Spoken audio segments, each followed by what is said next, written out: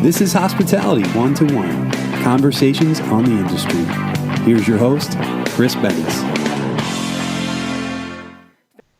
Holly, thank you for joining us. You know, sometimes scheduling interviews is quite easy. Other times, you wonder if you're ever going to get a chance to talk to someone. Yes. I wish people could see the behind the scenes of trying to schedule these interviews. You know, we can do it today. How about tomorrow? How about tomorrow? The running joke was, today. Is it going to happen today? So we're grateful that you are joining us today. I'm glad to be here, finally. Finally. Good things come to those who wait. What can I say? So, I want to get kicked right off if we can. Because what we found is that, everyone has a story when it comes to the industry. How they got into it. Some people fall into it because they, obviously were looking for a job, needed to make money. One thing led to another, and they've got a career. Others have had long-standing aspirations to be in the industry. So I wanted to start it off here. What made you decide to get in the industry? Kind of tell me your story. Sure. Okay. Well, I would say at first, the industry chose me. At first, I did not choose the industry. When I was 13 years old, believe it or not, my stepfather ran a small motel called the New Yorker Motor Lodge in Rhode Island. And I used to go there every once in a while with my mom and visit and got really close. There was one housekeeper there. I think there was only like 30 rooms. And I wanted to help out. So obviously under the table, I helped doing housekeeping on the weekends. So that kept me out of trouble and I made some money. So then his father owned a little bit of a larger hotel, independently owned. And as I got older, I was able to try out the front desk. And I did that for 5 years. And then he decided to sell it. So it was at that point that I had to decide, did I still want to continue doing this or did I want to try something else? And I decided I really liked the hospitality industry, so I wanted to try it now on my own without the family. So that's when I chose it. And then I went on to work at Marriott Brands and Extended Stay America, Extended Stay America is where I got my first management position as I grew through that company for 8 years. And then I went on to the Hampton Inn and most recently now at the La Quinta. Now, you've had quite the career, starting off in housekeeping, front office, management. So you've worked multiple departments. You know your way around the hotel. Wanted to ask you, because it's always fascinating whenever we talk to people who've been in the industry for several years, to get their take on how do you personally see, from your own perspective, how has the industry changed? I definitely feel it's changed for the better. I guess for a few reasons. There's definitely more rate transparency as far as OTAs and brand websites matching rates, so the guest knows they're getting the best rate no matter where they book. I definitely feel advanced technology provides hoteliers with more tools to do their jobs, better ways to communicate with the staff and guests. Certainly, review platforms are keeping us honest. I definitely feel that. Those are the three big ones. Well, let me ask you, because I've had some discussions before, and someone brought up a point to me. They had said, when they started in the industry, it was mostly experience-driven. In other words, the biggest concern from the hotel standpoint was providing the best guest experience. I think of almost the Disney model, if you will. Yeah. And over time, either because of 2008 or because just of tightening purse strings, hotels switched more to a financials standpoint where you were more concerned about the finances than you were about the experience. Have you seen that? Is that your observation as you've been in the industry, or have you seen more of a experience across the board? I definitely have. And it's gone up and down, I'd say, over the last few years. There have been, and it's also interesting that it's corporate versus a management company. So I've worked for both, and I've noticed that things are tighter financially with one versus the other, where others are a little looser with their purse strings. So yeah, I've definitely seen it with both. So, we talk about your experience and where you've gone and where you've come from and where you are now, of course. that brings us up to, of course, what you're doing right now. A very special project you have that you're very passionate about. It's a training course called Let's Rock the Hotel. And for those who haven't seen the website, it's got a bit of an edge to it, if you will. Kind of give me an idea of what is this course? Okay, so Let's Rock the Hotel course. I can tell you, I guess, share with you how it kind of came to mind. Please. After going back to work after maternity leave with our son, like many new moms, I found it extremely difficult to be away from him that long. So after discussing my concerns with my husband, who was also a GM for a long time, we got to talking, and we were trying to figure out how could I still stay connected with this industry that I've been in for so long, but be home with, our son. So that led us into conversation and discovering through research that there really wasn't anything out there to help someone in a position that wanted to advance to a general manager role without many, many years of, being in those other roles, like myself and my husband.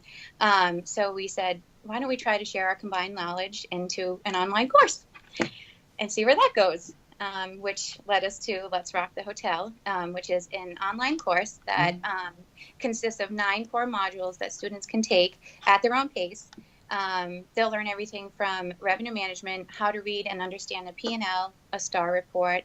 They'll learn a little bit of sales, human resources, risk management, and overall, they'll basically learn the core skills it would take to step into a GM role in any three-star hotel at any brand. So you've talked about the 9 modules they can do on their own, of course. Is it video-based? Is there video and exams? What's the breakup? How does the course work? So it's video and audio. So it's video and audio led. It's both. And then they can kind of skip around because we do recommend that it be somebody that's been in a supervisory role for some time. We definitely think that is still important, but just not many, many, many years like we had to.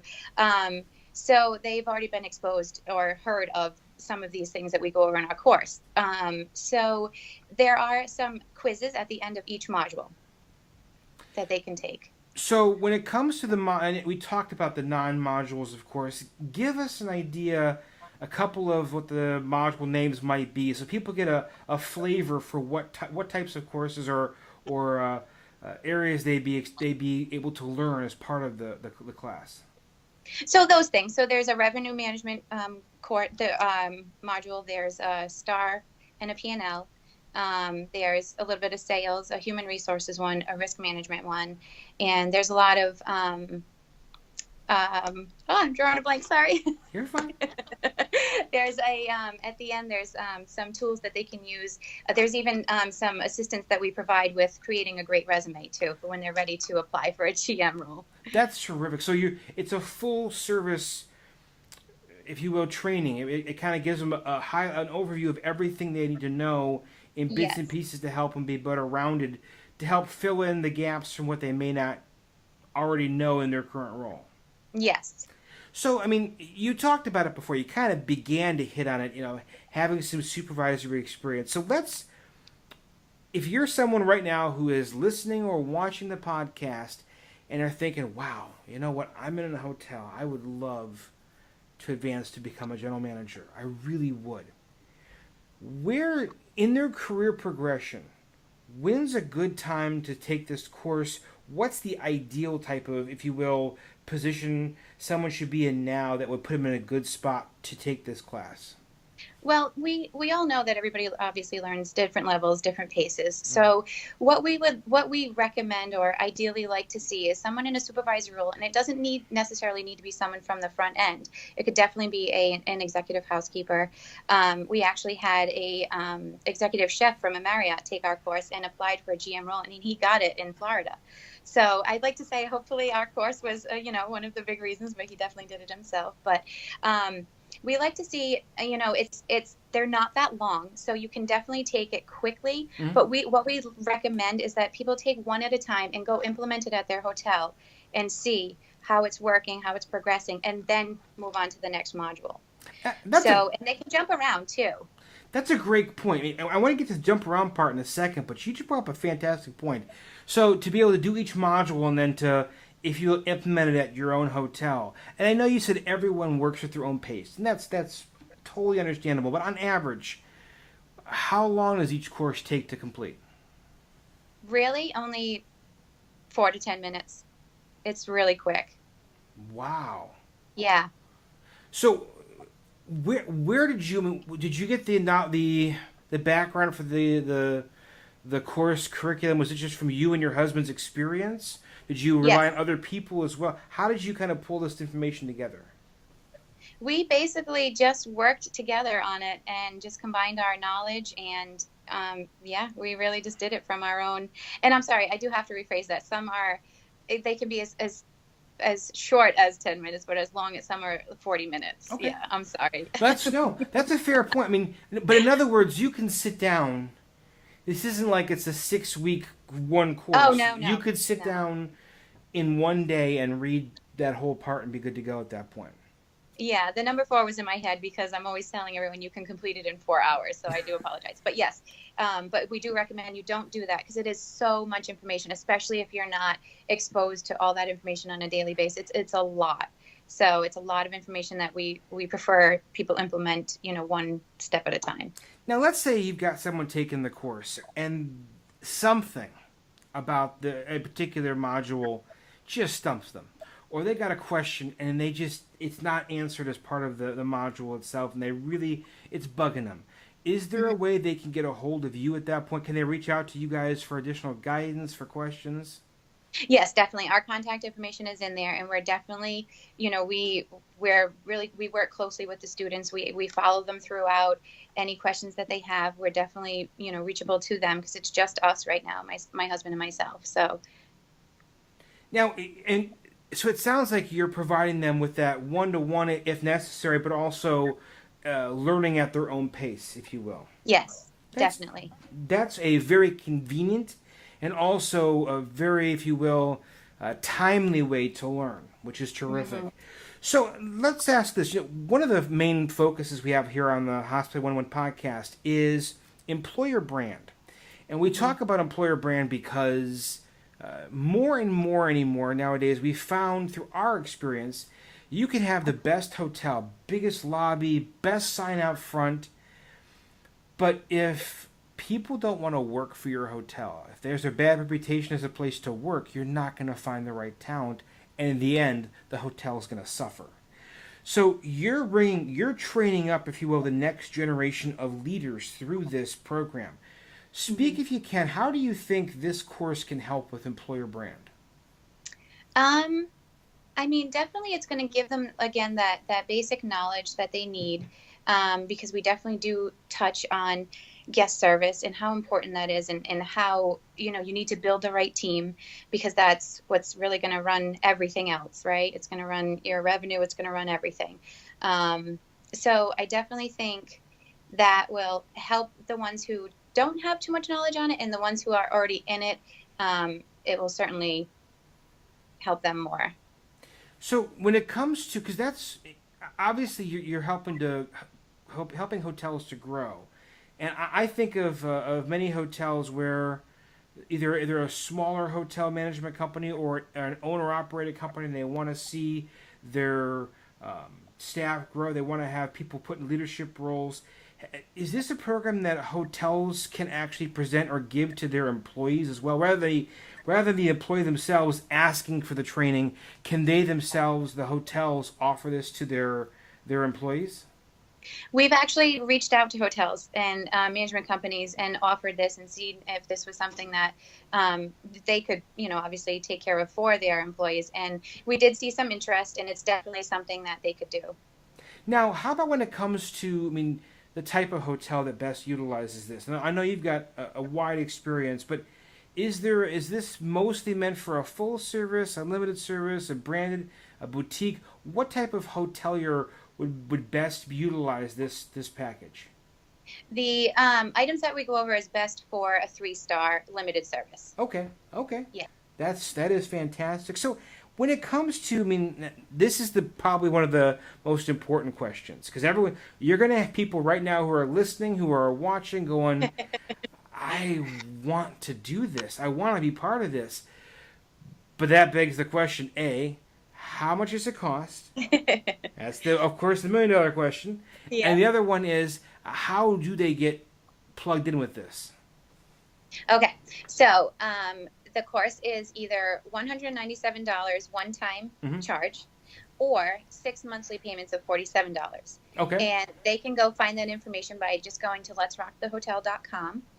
And all the information is on there. And again, it's for the lifetime of the course. It never goes away. They will always have access to it. They'll have their own unique user and password. And we will make updates as, the industry changes and we see changes, of course. And we'll be adding things, and they will always have access to it with no further charge to them. And for your guests today, they can certainly go to letsrockthehotel.com/Chris for a 10% bonus. Oh, that is outstanding. That is terrific. So that's very important to know. So those of you who are listening or watching, go to letsrockthehotel.com/Chris, and you'll be able to get a 10% discount on the course.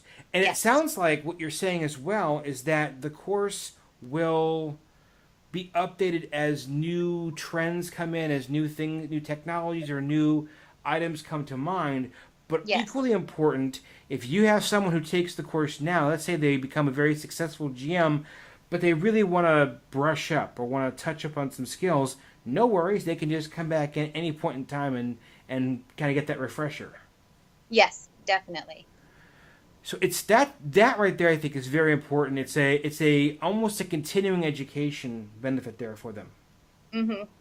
So, we talk about the future, and obviously, courses like this are unique because they're part of the future when it comes to online training, when it comes to continuing education. But if you could put on your crystal ball for a second, get a crystal ball, put on that fortune-telling hat, get out whatever kind of, tarot cards we need. Let's look to the future if we can, all right? And I'm not going to hold you to it and, make you go 30 years out, but let's say 5, maybe 10 years out. Where do you think the hospitality industry is going to go in the next 5 to 10 years? Next 5 to 10 years, I definitely see hotels focusing more on mobile experiences for the guests, whether it be checking in or using their cell phones for keys. I also see social media being integrated at the property level to better serve the guests. Basically, and where now, some hotel brands I know have it where if a negative review is posted on some social media, say Facebook, someone in the corporate office gets it. So I see it going more towards where someone at the hotel level gets it, so they can respond to that guest right away, rather than someone in corporate and then they're the middleman, etc. So mobile is going to be the way of the future when it comes to, and do you think it's going to be mobile as in, because right now we can do mobile booking of rooms, we can do to some extent mobile check-in. I know there's still in some cases requirement for interaction face-to-face, but do you see the hotel experience becoming mostly mobile from check-in to check-out, from booking to check-out, I guess you'd say? Yeah, definitely. I just see it going more and more mobile, like making it as easy for the guests, because I just feel like more and more guests, especially the feedback that I've always gotten, and sometimes even myself, they just, unfortunately, there's not a lot of that FaceTime anymore, and people just want, especially a lot of hotels that are have more business clients, and they just want to get in and out as quickly as possible, and they want to know local stuff. I feel that's going to be part of the mobile future. Is a lot of local stuff, the stuff they want to do locally, as far as even eating or going to do stuff. Definitely. So almost like a mobile personal concierge, in a sense. Yeah. Okay. Yeah. Okay. If they haven't come up with it yet, we'll invent it. Just us. Okay. All right. Okay. Don't tell anyone. Don't tell anyone. It's between you, me, and everyone else. So let me ask you this question. The last 2 questions I have here, really, because you're an educator, okay? You obviously you have a heart for informing and from inspiring people. All right. So the last two questions are very, if you will, one's introspective and one is more projecting, if you will. The first one is, when you think back, what do you know right now? What have you learned in your experience now about the industry that you wish you would have known when you started? Oh, wow. Well, definitely I could say, I don't know if this is something I wish I would have known.